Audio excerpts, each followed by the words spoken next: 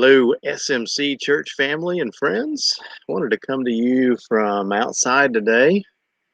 I'll tell you, my backyard. It is a beautiful week, man. The temps are perfect. There's some fall color around that's starting to pop out. And man, it just feels so nice to be outside and enjoy this fall weather. It just reminds us of what we talked about in worship Sunday, that God has hardwired us for beauty, to desire beauty, to appreciate the beauty of creation, the beauty of God's love. And it reminds us that when God can do that in creation, what can He do in our life? We're going to talk about that in just a minute. I want to take a few minutes here at the beginning of our time just to update you on some things that are going on in the life of the church, things that I'm excited about and that I hope that you will celebrate with me, that you'll want to be a part of it, and that it will remind you that as you give generously to the church, these are the kind of things that you enable to happen, that ministry takes place, not only on Sunday morning as we're together, but throughout the week as we meet together, as we're on our discipleship journey together, and as we create opportunities for others. First thing I want to let you know about is this Saturday, the leadership team from the church is going to meet together. Mark Height has been gracious. He's going to host us in his new office and create a space where we can come together as your church leaders. We are going to dive into some of our core values of who we are as a church. We're going to seek the Lord together. We're going to learn more about the people that make up our community. And the end goal is to come away with a strategy for us in 2021 of what it will look like for us to be faithful to God's calling, to be God's church for our community, for each other, and for the world in 2021. So I'm going to ask you to be praying at about 9 o'clock Saturday morning. Pray that we will be of one heart, one mind, that the Holy Spirit will unite us and give us passion and clarity and vision. And then as we begin to share that with you, that as a church family, we can rally together. We can be excited, guys, about what God has in store for us and how we're making a difference in our community. We're making a difference in each other's lives and in the world. So please be praying for us on Saturday. Also want to say thank you to all of you who made our outreach to the community last Saturday on Halloween possible. Several of you got on the Amazon wish list and you provided candy. Others of you were there in person. You helped stuff the bags. You prepped hot dogs on the griddle that we have, and you greeted our community warmly. You know, I felt really good about that opportunity just to be in front of the community and greeting them, letting them know that we're alive and well, that we're still here at St. Mark's even during COVID, and you know, we put a good face forward. So that felt really good. A lot of people involved, and really grateful for that. Jeannie and Ron were sitting up on the steps playing some live music and just making it a nice atmosphere. So it was a great night. So thanks for everyone who supported that effort. Also excited to know that Amy Griffith, who has been leading a small group for our youth for some time, they are reconnecting.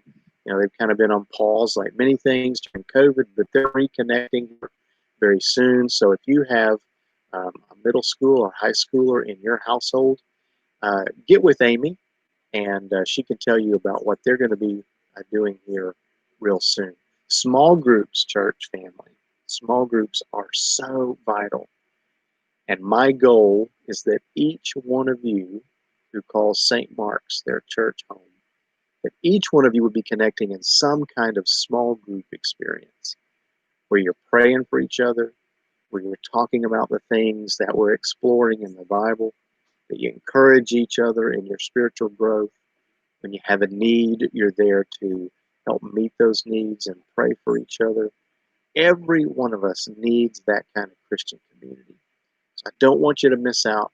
So I'm encouraging you, if you need help in that area, connecting with a group, let me know, because it is so important on your Christian journey. So thank you, Amy, for creating a space like that for our youth. Also, many of you know John Bridger, who's a part of our praise team. John is shifting his group to meet on the second Monday of each month. Right now, it'll be in a Zoom format. John's going to have a great group, and so if you need a place to connect, let us know. We'll put you in touch with John, and you can be a part of that group. Now, just a few thoughts on the subject of beauty. I again hope that you're working through the Daily Steps devotional. Maybe you're working through that in your group. Man, that is optimal, so that you've got some folks that you can just talk about that with. But one of the scriptures we looked at was Psalm 119, where it says, "The heavens are telling the glory of God. They are a marvelous display of his craftsmanship." So I don't know if you have taken time to do that, but Romans 1:20 said, "Open your eyes and take a long look at what God has created." Take a long look, guys. Sometimes we're just such in a hurry. We're so busy. Our schedules are full. Now, I know that's slowed down at some point during COVID, but so often we just get so packed in our schedule that we don't make time to take that long look. And maybe that's what you need in your spiritual life. All the chaos that's going on around us, the uncertainty, the difficult news, the times that we're in. And maybe you just need to take a long look at the things that God's created. Maybe you're down on the river walk and you see the beauty of the river. Maybe you're outside and you see the beauty of the fall colors. Whatever connects with you, take that long look. Really, what we're saying is prioritize your spiritual life. Your spiritual life is a part of a holistic spiritual life plan. Your spirit, your soul, and your body. And I just don't want you to miss out on those opportunities to connect with God, receive God's grace and strength. So take a long look. Maybe slow down. Make it intentional where you're really taking time to experience the beauty of God through creation and see what God might speak into your spirit at that point. So here's a couple of questions to leave you with, things that you can act on, kind of a to-do list in your spiritual life this week, some things I want to leave you with. First question is this: how are you using your gifts, your strengths, your talents, the spiritual gifts, the part of God that he's placed in there? How are you using those things to reflect God's beauty into the world? Are you one that can be a channel of God's Spirit? You're an image bearer of God. So how are you doing with that this week? How are you reflecting the beauty of God into a world that often is ugly and needs some beauty? So how are you doing that this week, church? Think of ways that you can be intentional and proactive to be reflectors of God's beauty, God's glory, God's grace, God's love in the world. Second question is this: what are you praying for this week? What are you praying for? One of the things that I would encourage you to pray for is to ask God to make something beautiful out of your life. Ask God to help you bring beauty into the lives of others as God has taken the ugliness, the mistakes, the sinful choices that we've all made, and God's able to bring beauty even out of that into your life. Then how do you turn that around and share that with others so that they can see how God can make something beautiful out of their life too? So reflect God's love just as you've received it. Turn it around and reflect it back out to the world. So those are some things to think about this week, guys.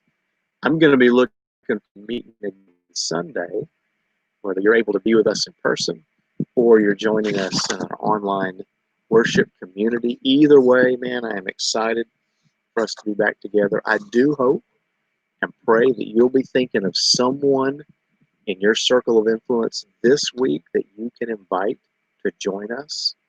Maybe you bring them with us in person, and then maybe you go out to lunch afterwards and just talk about what you've experienced. Maybe you gather a small group of folks in a safe way and join us online. But whatever the format, think about who you can reach out to and invite this week.